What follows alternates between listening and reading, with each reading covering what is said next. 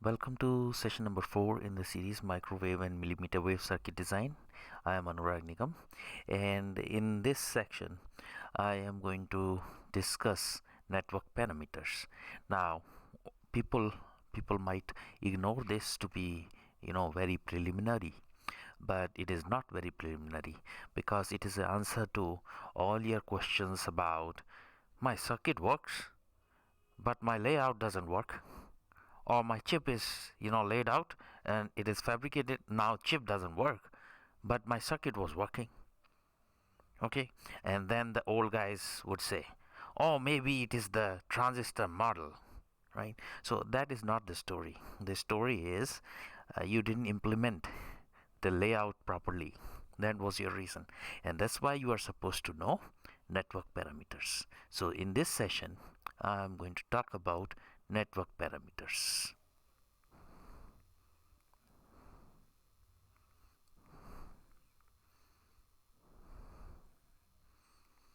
Okay, so let's consider uh, a, a network which has got, for simplicity, let's say for 2 ports, but then you can consider network with n number of ports, right? So first of all, we have to just list various parameters. So one is going to be Z parameter, or what you call Z parameters. Second thing is going to be Y parameters. Okay, and that's the third one is going to be S parameters, and the final one is ABCD parameters.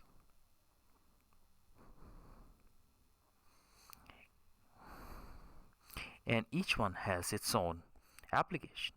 So for example, Z parameters, mostly these Z parameters would be used to analyze T networks, so they are more natural towards T networks, right? So whenever you have a shunt component, for example, you should consider a T network, right? Whenever there is a series component, you should consider a pi network, and in that case you would be using Y parameters, right? Now scattering parameters or S parameters, they are used with any kind of networks, so any networks. So usually you will get these from EM simulation, for example. So you can derive S parameters from a field solution like E and H solution you have figured out. Now you can figure out the S parameters, right? So S parameters are used for design of any kinds of networks, right? So the next is the ABCD parameters. Now these are used for when you cascade blocks, or when you basically going to de-embed, right? So for example, there is a line and you do not want to see the effect of the line, so you can take that line out. That would be called de-embedding. Okay, so these parameters have different applications. Now let's start with definition of a Z parameter.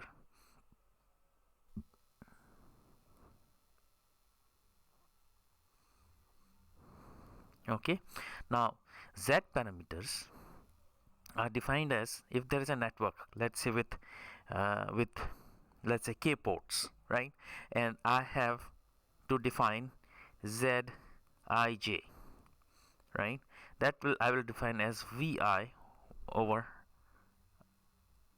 Ij for all the ports k from 0 to n, right? 0 to n or n minus 1, provided j is not equal to k.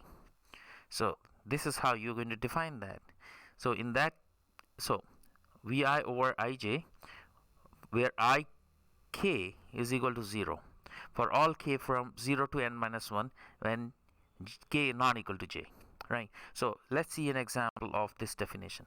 Let's consider a 2-port network, right? So in this 2-port network, there is this ground reference, I will say 1 dash and 2 dash, and 1 and 2 are the signal ports, right?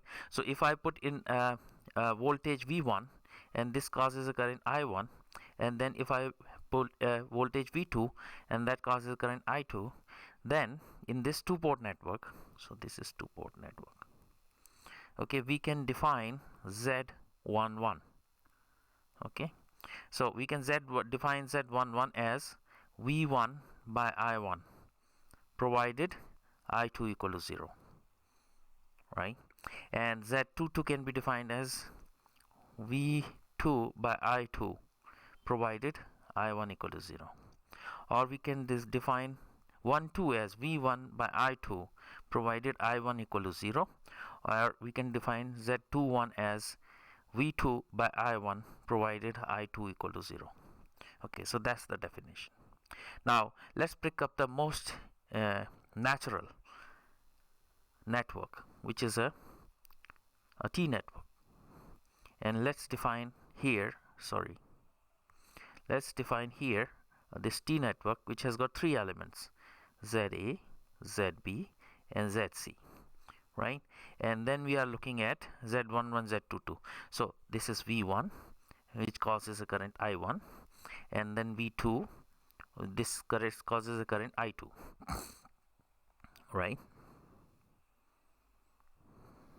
Okay, let me make sure I'm recording. Okay, I am. So now if I was to say Z11, so that will be V1 by I1 provided I2 equal to 0, means this is seeing no current, right? Then in this case this will be ZA plus ZC, right? Similarly we will have Z22 as ZB plus ZC, and then you will have Z12 as V1 by I2, I1 equal to 0. So if I1 is equal to 0, there is no drop across it, so the V1 is going to appear over here. So V1 and the current which is going to flow through is going to be I2, right? So V1 by I2 will be equal to ZC. Similarly, Z21 would be equal to ZC, right? So now let's do the reverse. Okay, let's say I want to know ZA. So in that case it will be Z11 minus Z12. Then you have ZB is equal to Z22 minus Z12, right? And then you can have ZC equal to Z12. So we have established the network parameters, okay, ABC. Okay, so ABC components, we have specified ABC components in terms of network parameters: Z11, Z12, Z21, Z22, right? So this is something which you are supposed to remember, right? So this is that. Now similar thing can be applied, okay, in terms of Y parameters. It's just that the role of V and I will change, right? So if role of V and I change, it becomes Y parameters, and the network which comes natural to a Y parameter is going to be a pi network. So let's say we have ZA and we have ZB, right? And this is ZC, right? So now you can write this, right? But you can refer to any elementary book. For example, David M. Poshar will give you a derivation of this, right? So for example, let's just do one of them. V1 causes current I1 and V2 causes a current I2.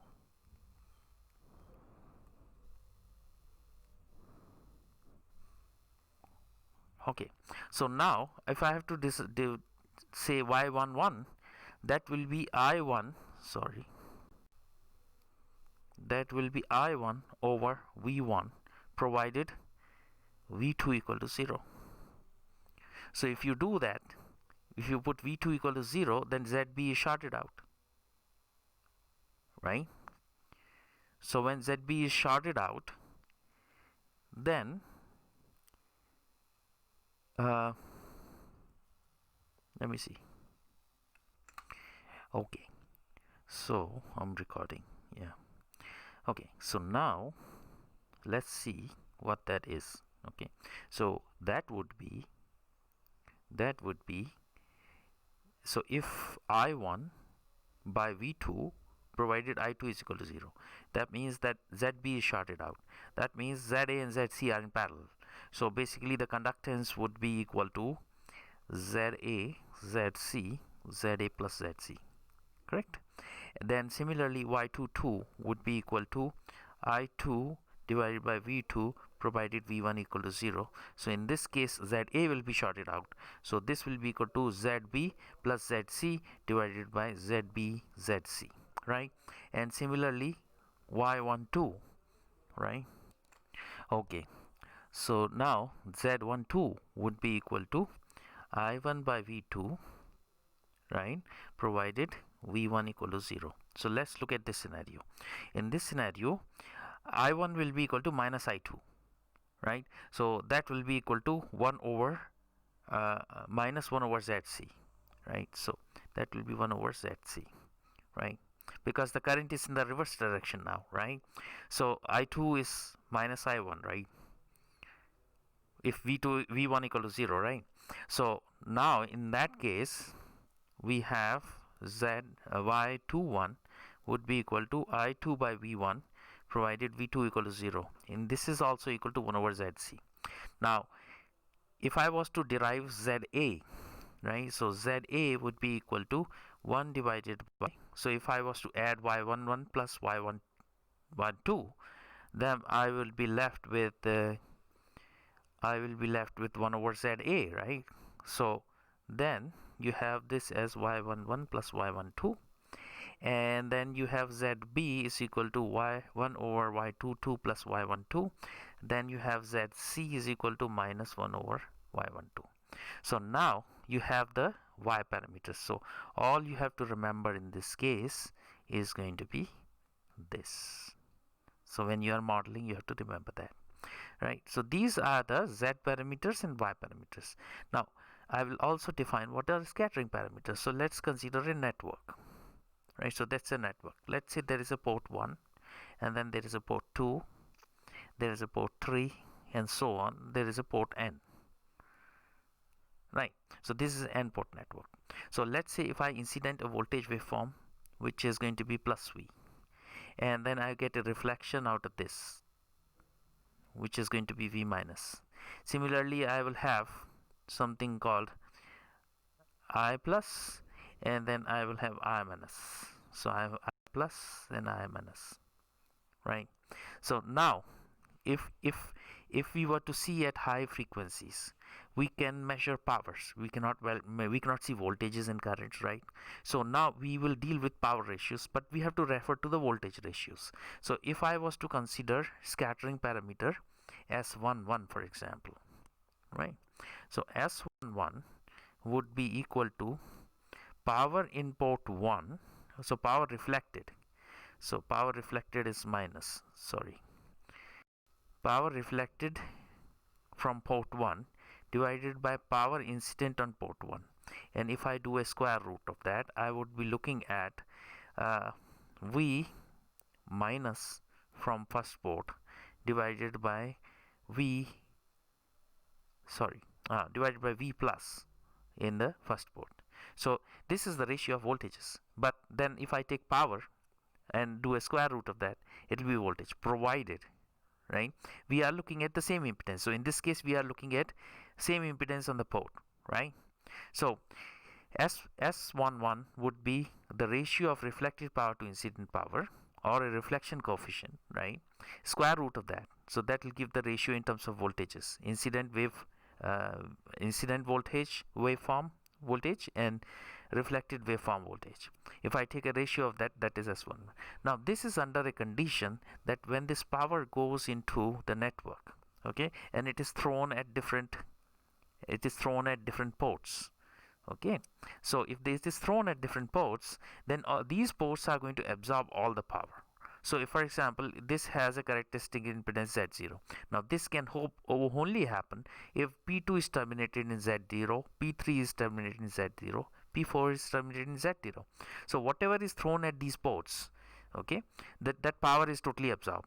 If it is not that condition, then what will happen is that the power reflected back in, okay, the power reflected back in will go in this way, and this will disturb the reflected waveforms. So this component I don't want to be there. So if I don't want this component to be there, then I'm assuming that all the ports are terminated in their characteristic impedance other than the ports which are under investigation. Okay, so this is the definition of S11. Similarly, you have a definition of S22. Similarly, you have a definition for S22. So I'm not going to repeat it. Now, the definition of S21 would be the power which is transmitted through port 2. Okay, so this would be written as P2 plus divided by power which is incident on port 1, which is going to be P1 plus. Okay, so if I was to do this, now I'm dealing with, will I get the voltage ratios? Well, yeah, if the ports are in characteristic impedances, yes. Then what will happen is, let's say Z02 and let's say Z01. Now in this case, these are Z02 is equal to Z01 is equal to Z0. So then they are going to cancel out and it will be a V2 plus divided by V1 plus. So that would be equal to S21. Okay, so it is a transmission coefficient. Okay, transmission coefficient between 2 and 1. So power is incident on 1 and the portion of that power goes to port 2, right? And all other ports are silent. That means that all other ports are basically terminated in their characteristic impedance. So if this is the situation, then this is called S parameters. Now if this condition doesn't hold, right, and then the ports are terminated in their complex conjugate to assure a maximum power transfer, then these parameters are going to be called generalized S parameter.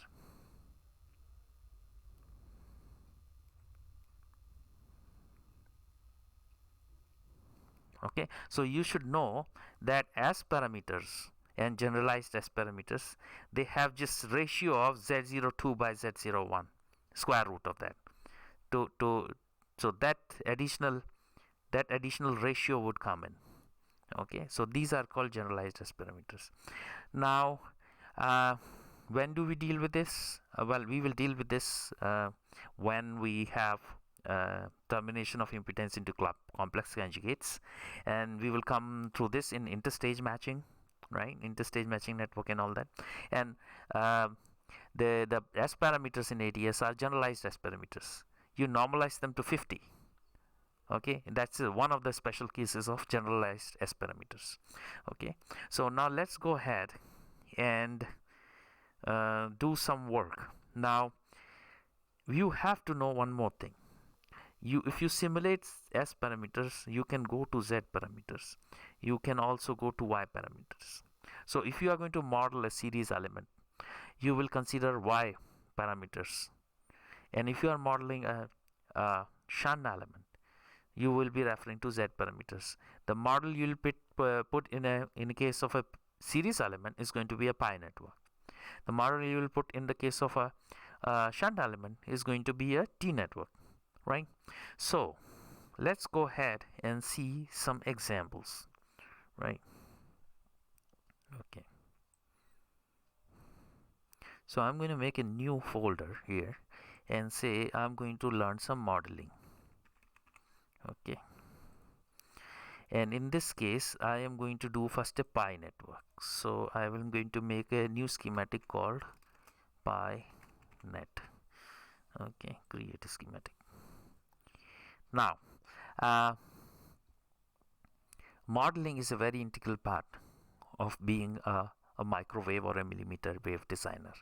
So if you can simulate something, but then if you cannot reverse the results of simulation into the model, so you basically arrive at S parameters from a circuit. But can you come from so you go from circuit to S parameters, right? So you are going to do simulation, but can you go from S parameter back to the circuit? So this is the exercise which is required when you do layouts, right? So when you do circuits, well and fine, but when you do layouts, you are supposed to know the modeling. Otherwise, if the layout basically is not performing, you have a big question mark, right? So that's what I'm going to show you here, right? Okay, so let us consider a very generic network using lump components, and I'll come to what are lump components and what are distributed later on. So let's consider an inductor with a series resistance of 3 ohms. So let's go in here and put here 3 ohms. 3 ohms. Apply. Right. Now let me make sure I'm recording, because last time I lost recording. Okay. Now let's put here two capacitors. Okay. One of the capacitors, so these are parasitic capacitors, right? So let's say that this is going to be like 50 femto, not pico. So I'm going to put 50 femto. So this is not required. Okay, and this side is going to be let's say 25 femto. Now why are they unequal? Well, if you look at inductor on a chip, right? So let me go here. So if you look at the inductor on a chip, what happens is you are going in and to a spiral, right? And then you are coming out on a different layer. So you are going in on metal, let's say metal 2, and you are coming out on metal 1.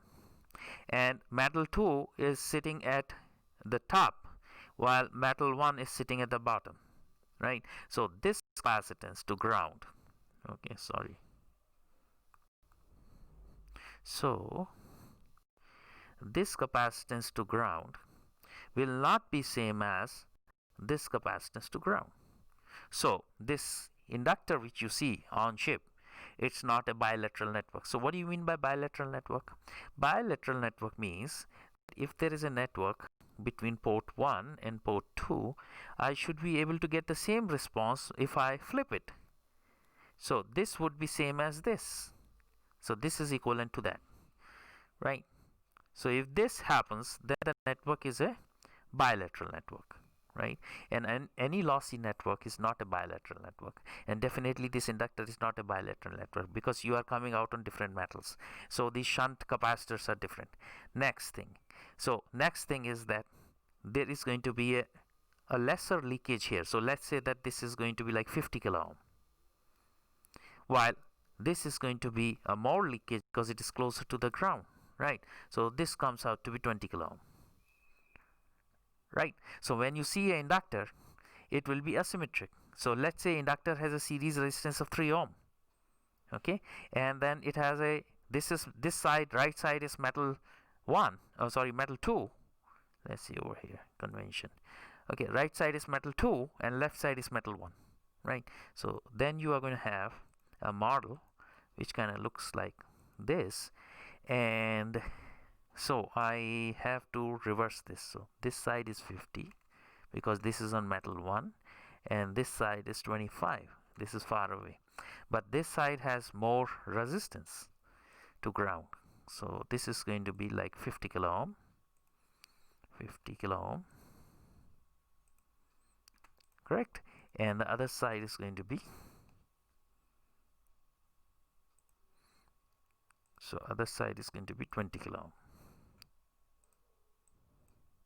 Okay, let me make sure I'm recording because I lost recording last time.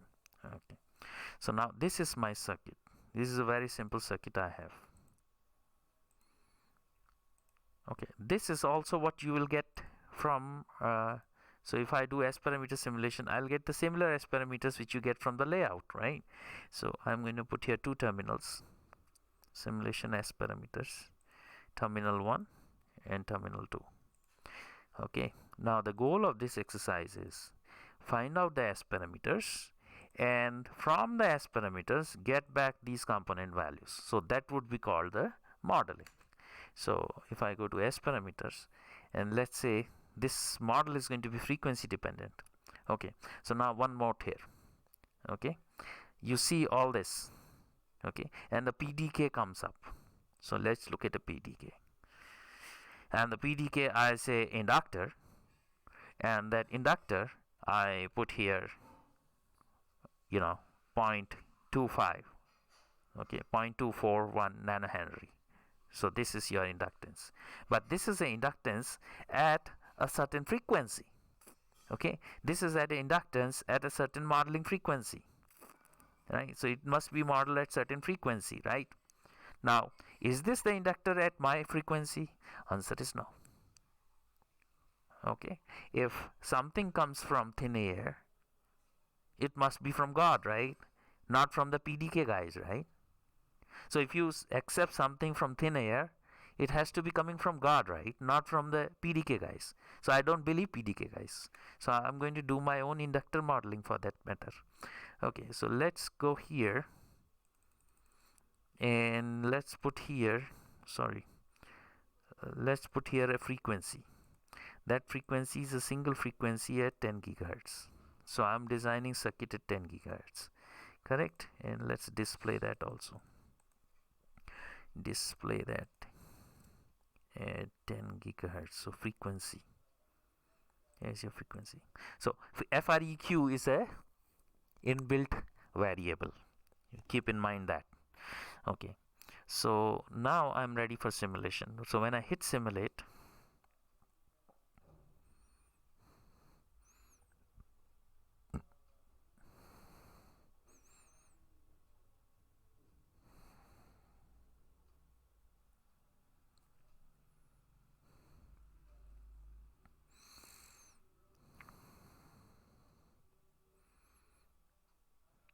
so I would be seeing S11 and S22.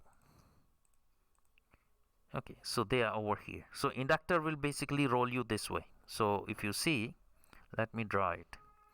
Okay, so an inductor would start at 50 and it's going to roll you this way. Now, because there is certain capacitance, so that's why it is coming down. So you understand what this is, right? So inductor basically, now the red one has more capacitance, right? So from the results you can see that the red one has got more shunt capacitance as S11. So S11 has 50, which is more than 25, isn't it? So this one, okay, so this is not the loss, this is the shunt capacitance, right? So if I was to basically show you the source of this shunt capacitance, let me put a tune on this and you will see it. So let's take this capacitance which is in question.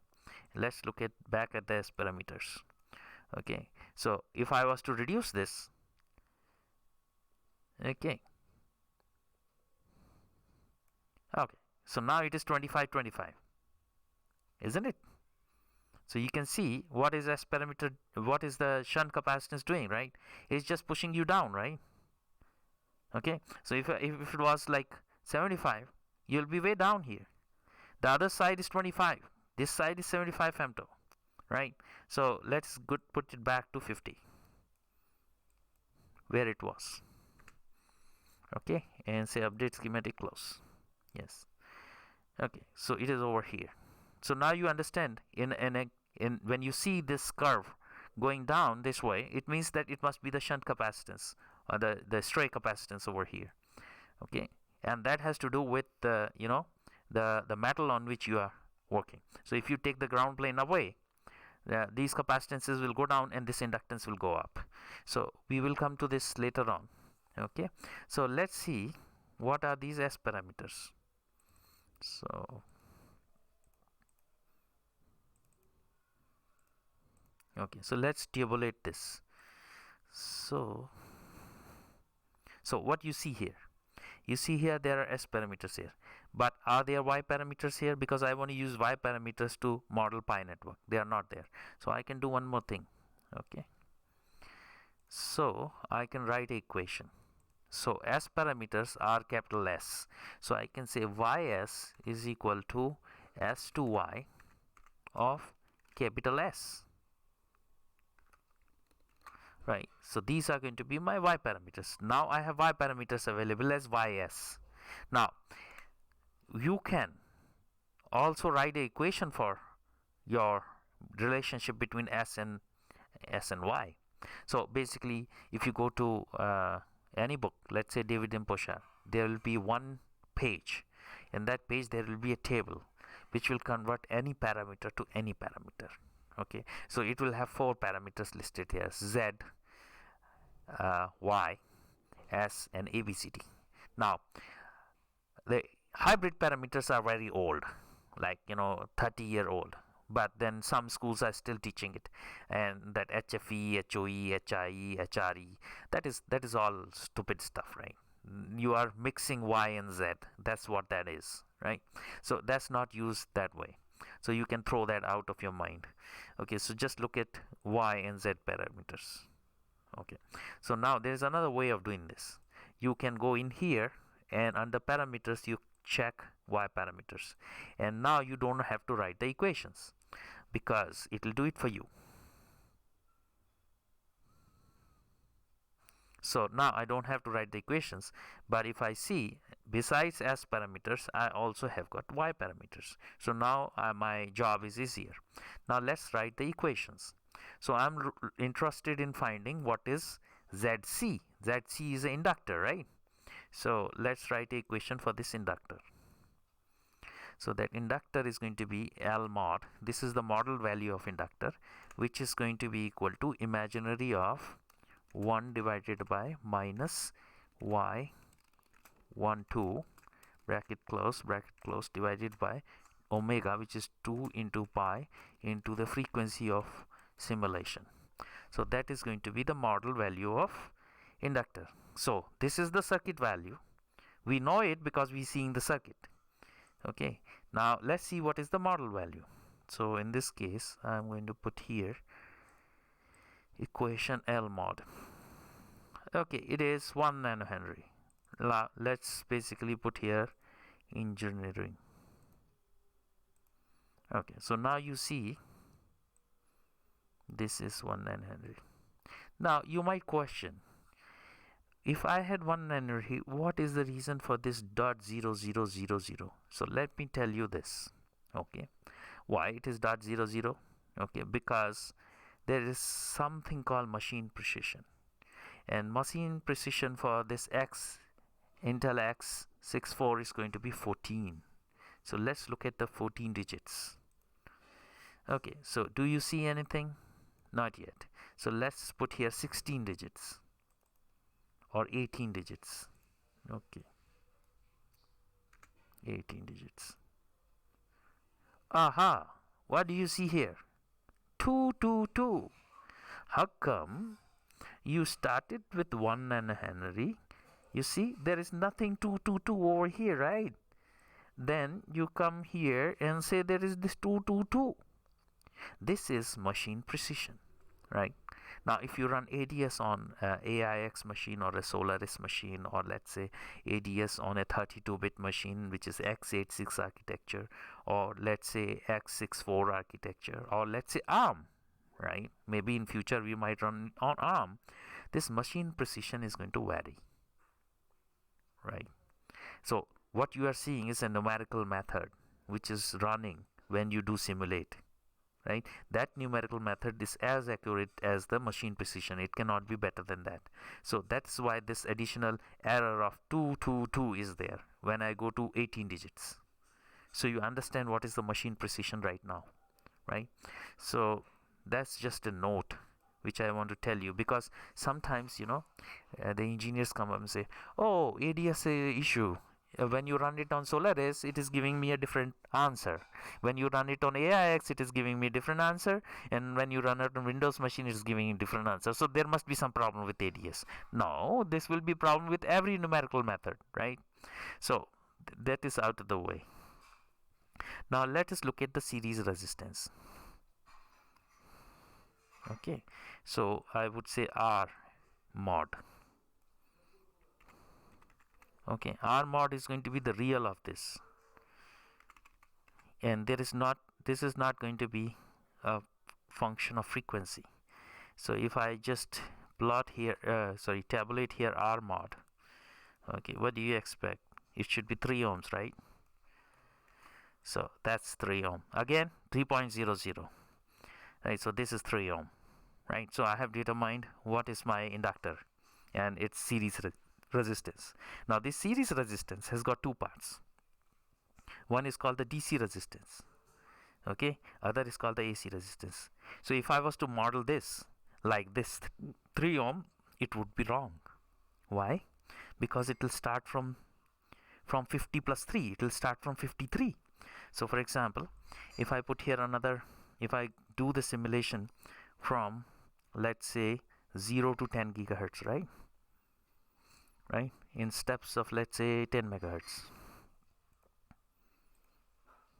apply and hit simulate.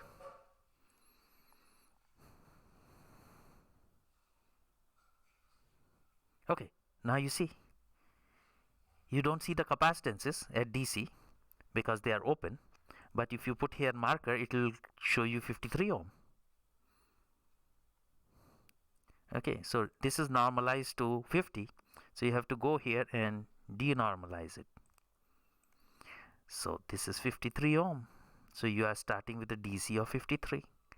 So basically you cannot do that, right? And when you do EM simulation, the DC resistance will be different from the AC resistance, and AC resistance will be frequency dependent, while the DC resistance will not be.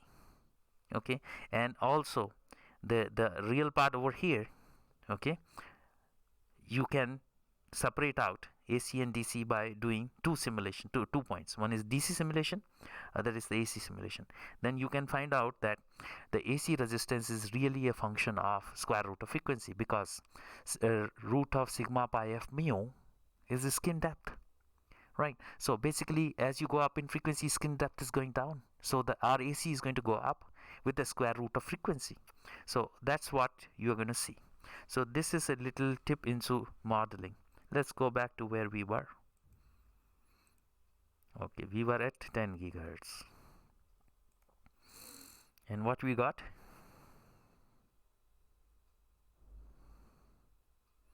We got our two values. Let's look at the shunt values. Okay, so let's write a equation for here as C shunt 1, which is the left hand side. C shunt 1 would be equal to SH. C shunt 1 would be equal to imaginary of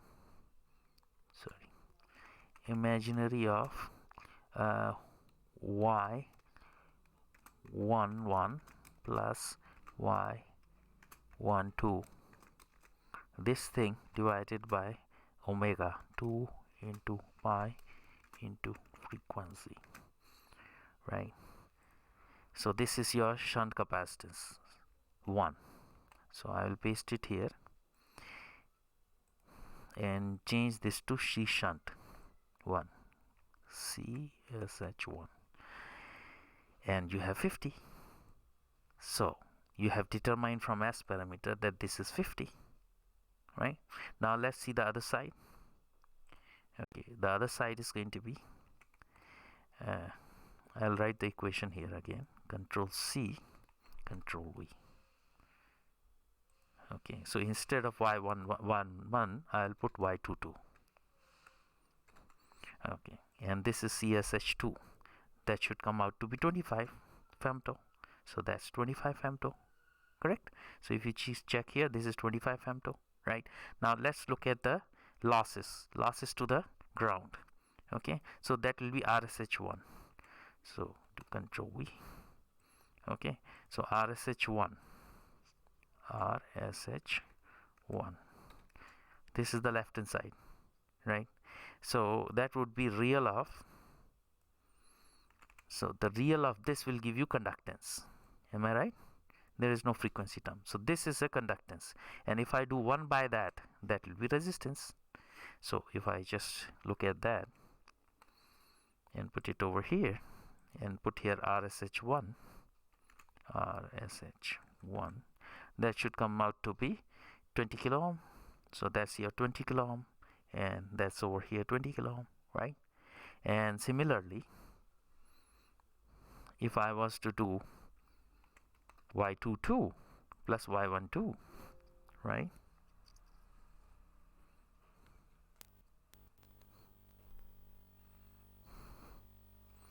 Okay, so if I was to do y22 plus y12, then RSH2 will come out to be 50 kilo ohm, as we have in the model. SH2 will be 50 kilo ohm. So that's your 50 kilo ohm. So what did I do? I went from the simulation to S parameter, and from the S parameter I did the modeling and came back to the circuit components. So this is the path from S parameters to model. This is what a layout designer is supposed to do. So you see there are so many courses run by various institutes, and they say we are going to make you a physical designer, and those are basically preparing you to do layouts, right, mindlessly, because RF will not be the cannot be learned that way.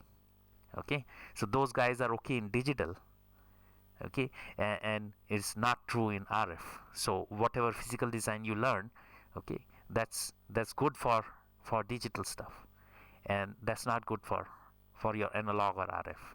So all those institutes are just making money, and you are thinking you have become a physical designer. Well, you are not, right? So that's there. Now let's go ahead and pick an example of a T. Okay, so let's close all this. Okay, so I'm going to make here another schematic and say T network, right? And here I'm going to take a shunt capacitor. So let's put here a lump component, and let's pick up a shunt capacitor. Okay, so let me rotate this. Okay, so we have rotated that, and we are simulating 1 picofarad with the equivalent series resistance. So mind it, this is ESR. What you are going to see is a loss which is in parallel, but I'm putting it in series here. I'm calling it ESR. That ESR is, let's say, 10 milliohm, correct? And then you have got 2 lead inductances. That's going to, like, okay, 20 femtohenry. Okay, and this is 20 femtohenry, right? So these are the lead inductances. Now let's do a similar S parameter simulation at 10 gigahertz. So go to frequency domain, sorry, the simulation S parameter. We take 2 terminals, terminal 1, terminal 2, and that's over here, and they're connected this way. Okay, and we do a simulation at 10 gigahertz. So we're going to do a simulation at 10 gigahertz and display this. 10 gigahertz is the frequency. Okay, so now I also want to have Z parameters. So that's over here. Okay, so now we are ready for simulation. Let's do the simulation. So now if I was to look at this, I would have S11, S22. Now how would the shunt capacitor move you? On a constant conductance circle, right? So let's look at both. Okay, so basically from 50 ohm, okay, so from 50 ohm starting over here, you move this way. So basically let's put a multi-line, so you can't do curves here. Okay, so you start with the 50 ohm, which is over here, and then you are going this way. So roughly this is what is happening. So you are going this way. Okay, so on a 50 ohm circle or conductance circle, you are coming here.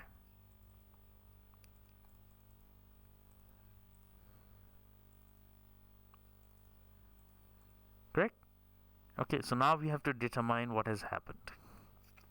Okay, so what I'm going to do is I'm going to write equation.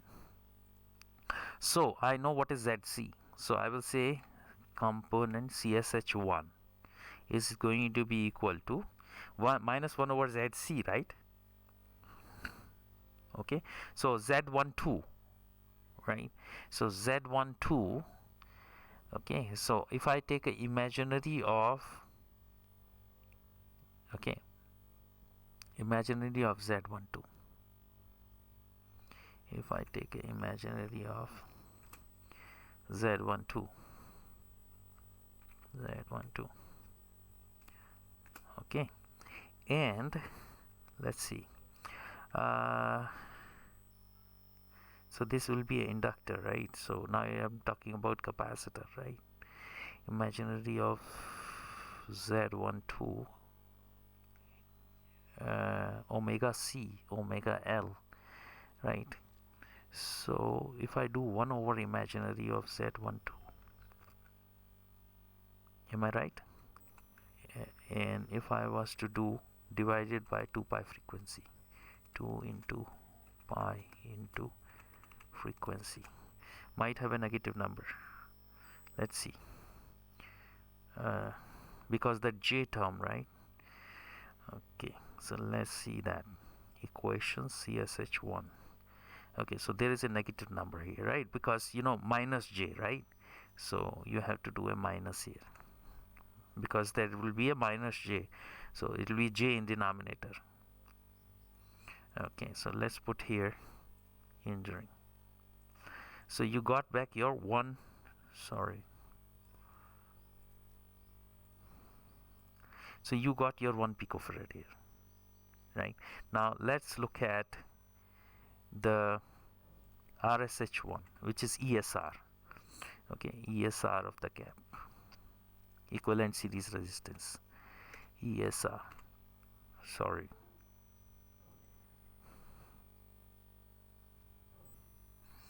So ESR of the cap, ESR of the cap would be real of Z12, isn't it?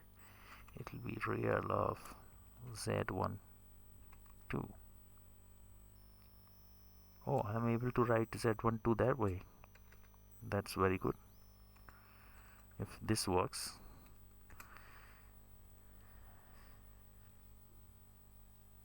okay, let's put it there. Control C, Control V. So let's put here ESR. Okay, that is 10 milli. So that is 10 milliohm, right? So this is 10 milliohm. So you have modeled the capacitor, right? Now let's look at the lead inductances.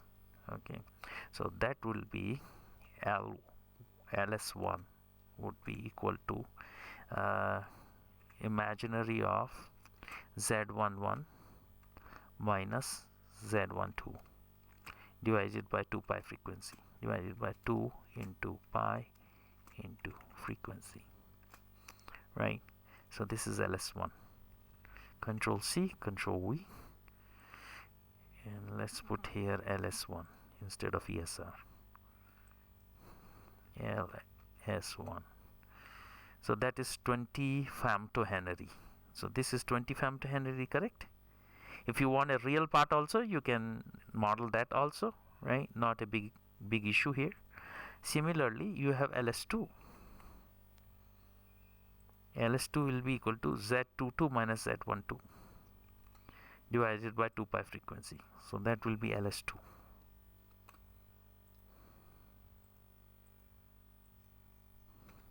Okay, so that will be also 20 femto.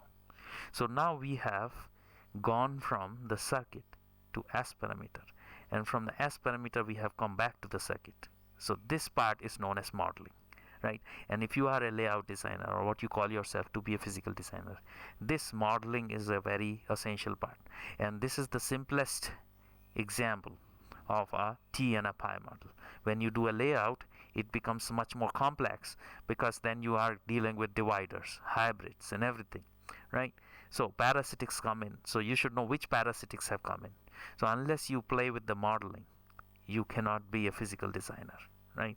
Just learning some rules like the digital guys in the training institutes doesn't make you a physical designer. You can become a digital, you know, designer for physical designs, but that too at high frequency you will be suffering, okay? Because what you have run is a set of rules, okay, and not the real physics. So you are not a physical designer. Physical designer means that you do the physics part, physical world, and come back to what happened in that physical world into circuit. So that would be called a physical designer. So this basically, completes this section. Let me see how much time I have spent. So I have spent 50 minutes, so that's good enough. So fine. So I'm going to stop here, and thanks a lot.